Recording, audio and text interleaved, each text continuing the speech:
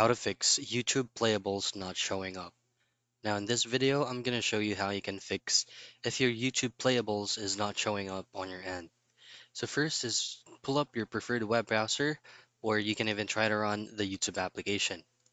Next is of course go into youtube.com's official website, which is going to be this one right here. Now what you're going to have to do here is to clear cache from the website itself by clicking on the three dots and then choose on delete browsing data.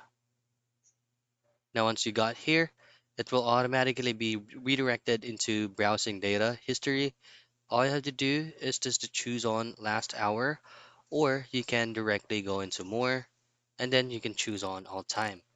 Now, before checking all these boxes right here, make sure that you do fully memorize all your login credentials because it will automatically log you out.